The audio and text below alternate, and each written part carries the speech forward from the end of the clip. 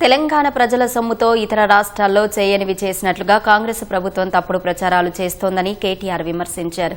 Flop సినిమాలకు శత దినోత్సవాలు ఎందుకని కేటీఆర్ అడగ్గా మంత్రి శ్రీధర్ బాబు ఘాటిగా స్పందించారు. ప్రచారం బారానా అధ్యక్ష, ఇది వీళ్ళ పనితీరు అధ్యక్ష. వాస్తవం ఏంటంటే ఇక్కడనేమో జనం అచ్చ తెలుగులో తమ ఆవేదన వెళ్లబోసుకుంటున్నారు అధ్యక్ష. వీళ్ళేమో మలయాళంలో, మరాఠీలో, బీహార్లో, హిందీ భాషల్లో గొప్పలు చెప్పుకుంటున్నారు అధ్యక్ష. తెలంగాణ జనం సొమ్ముతో ఇతర రాష్ట్రాల్లో ఎన్నికల ప్రచారాలు చేస్తా ఉన్నారు అధ్యక్ష. జరగనివి జరిగినట్టు, చేయనివి చేసినట్టు, లేనివి ఉన్నట్టు అంతా కనికట్టు యాడ్ చేసి గ్రాఫిక్స్ మాయాజాలంతో బహుభాషల్లో బయట రాష్ట్రాల వాళ్ళని కూడా బురిడి కొట్టించే ప్రయత్నం. అసలే అటర్ఫ్లాప్ సినిమా, దానికట సంబురాలు అధ్యక్ష.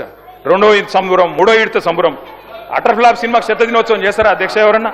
ఫ్లాప్ అయింది 2023లో, ఫ్లాప్ అయింది మీరు. సరే ఫ్లాప్ అయింది అనుకోవచ్చు, సినిమాలు అప్పుడప్పుడు ఫ్లాప్ అయితే అనుకోవచ్చు.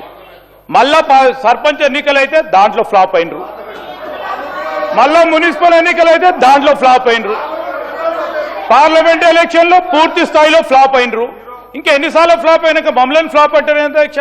2 సంవత్సరాలకు సంబంధించి గవర్నర్ అడ్రస్ చూడండి, సేమ్ చెప్పిన మళ్ళీ ఇదే చెప్తా ఉన్నారు. ఇప్పటికైనా ఆ పందాన్ని మార్చుకుంటే రేపు రాబోయే జరిగే ఎంపీటీసీ జెడ్పీటీసీలో కొద్దిగా మెరుగే అవకాశం ఉంటుంది, ఫ్లాప్ కాకుండా ఉంటారు. అది మా ఆలోచన వారికి తెలియజేస్తా ఉన్నాం.